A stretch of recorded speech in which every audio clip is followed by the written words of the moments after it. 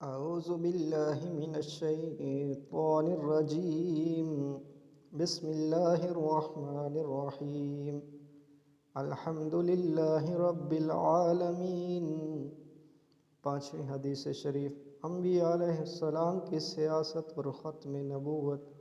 عن ابی ہریرہ رضی اللہ تعالی عنہ قال قال رسول اللہ صلی اللہ علیہ وسلم كانت بنو إسرائيل تسوسهم الأنبياء كلما خلق نبي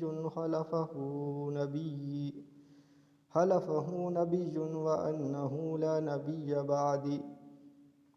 اس حدیث کے راوی ہیں حضرت ابو ہریرہ رضی اللہ تعالی عنہ. فرماتے ہیں کہ رسول اکرم صلی اللہ تعالی علیہ وآلہ وسلم نے ارشاد فرمایا، کانت بنو اسرائیل تسوسهم الانبیاء، بنی اسرائیل کی سیاست ان کے انبیاء کرتے تھے. یہ لفظ سیاست عربی زبان کا ہے اور آپ کی حدیث سے اخذ ہے. سیسوسو سیاستن، فرمایا بنی اسرائیل کی سیاست ان کے پیغمبر کرتے تھے. اب اس سے دیکھو کتنا مقدس لفظ تھا جس کو آج معاذ اللہ بگڑے ہوئے مفہوم میں لیا جاتا ہے. آج کہا جاتا ہے کہ یہ بندہ سیاسی نہیں، یہ مذہبی ہے.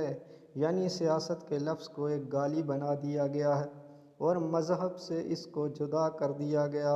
حالانکہ سیاست تو پیغمبرانہ شعبہ تھا اور پیغمبرانہ شان تھی.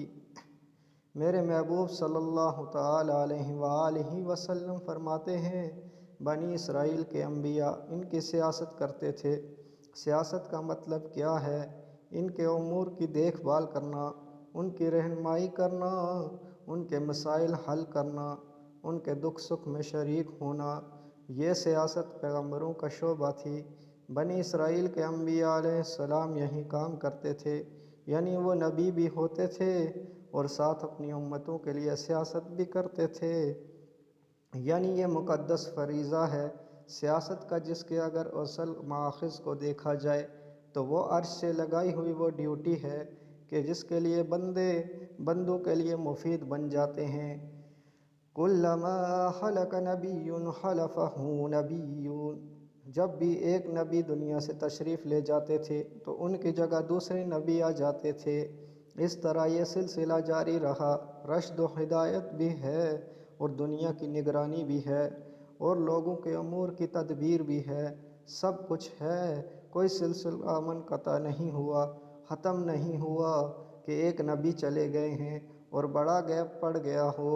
اللہ تعالیٰ مسلسل نبی علیہ السلام کو یوں بیچتا رہا. پہلے گئے ہیں، نئے آ گئے ہیں. انہوں نے آ کے ڈیوٹی سنبھال لی ہے. کسی کو نئی شرعیت دے دی، کوئی پہلی شرعیت کو لوگوں کے اندر رائج کرتے رہے اور ان کے مسائل کو واضح کرتے رہے. لیکن آپ صلی اللہ تعالی علیہ وآلہ وسلم نے فرمایا، پہلے تو یہ سلسلہ جاری رہا کہ جب ایک نبی جاتے تو اس کی جگہ دوسرا آ جاتا تھا. وَأَنَّهُ لَا نَبِيَّ بَعْدِي، اور یاد رکھنا میرے بعد کوئی نبی نہیں آ سکے گا.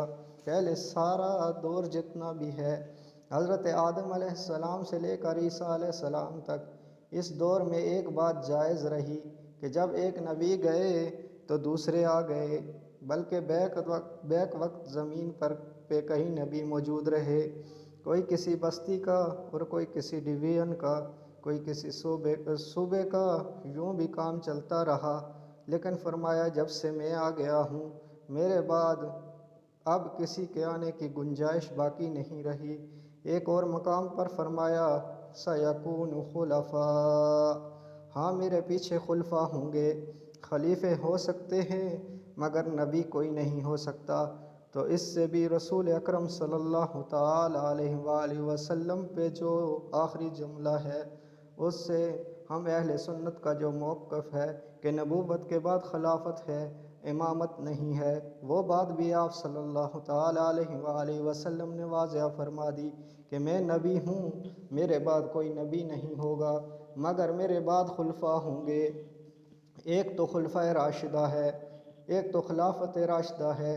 وہ ایک خاص خلافت ہے لیکن رسول اکرم صلی اللہ تعالیٰ علیہ وآلہ وسلم جب دعا فرما رہے تھے اللہم ارحم خلفائی، اے اللہ میرے خلفاء پر رحم فرما، تو صحابہ کرام رضی اللہ تعالی عنہم نے پوچھا من خلفاؤک یا رسول اللہ صلی اللہ علیہ وسلم، یا رسول اللہ صلی اللہ علیہ وسلم آپ کے خلفاء کون ہوں گے؟ فرمایا الذین یأتون من بعدی یروون احادیثی ویعلمونها الناس، جو میرے بعد آئیں گے میری حدیث روایات کریں گے اور لوگوں کو حدیث پڑھائیں گے، وہ میرے خلفاء ہوں گے، میرا دین پہنچائیں گے، میرے دین کو زندہ رکھیں گے، میرے دین کو پڑھیں گے اور پڑھائیں گے، وہ میرے خلفاء ہوں گے۔ اب اس سے تصور کرو کہ جس بچے کو تم علم دین کے لیے بھیجو گے اور وہ پورا پڑھ جائے گا تو اس کی سیٹ کون سی ملے گی؟ سید عالم صلی اللہ تعالیٰ علیہ وآلہ وسلم نے فرما دیا قیامت تک اگر وہ کسی مزدور فقیر کا بیٹا ہو، جب وہ دین کا ماہر بن جائے گا اس کو نبی صلی اللہ علیہ وآلہ وسلم کی خلافت میسر آ جائے گی۔ تو اس حدیث کے اندر آپ صلی اللہ تعالیٰ علیہ وآلہ وسلم نے فرما دیا کہ بنی اسرائیل میں یہ سلسلہ چلتا رہا مگر میں آ گیا ہوں۔ مطلب کیا ہے کہ اب میری نبوت، اب میری سیاست ہے، میری مدنی سیاست ہے اور یہ ہمیشہ برقرار رہے گی۔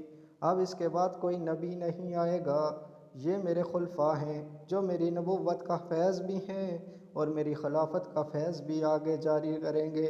یہ خلافت راشدہ کا دور دنیا کی آنکھوں کے سامنے ہے کہ کس طرح رسول اکرم صلی اللہ تعالیٰ علیہ وآلہ وسلم کی شریعت نے نظام مصطفیٰ صلی اللہ تعالیٰ علیہ وآلہ وسلم کی شکل میں دنیا کو امن و آشنائی کے پھول عطا فرمائے ہیں۔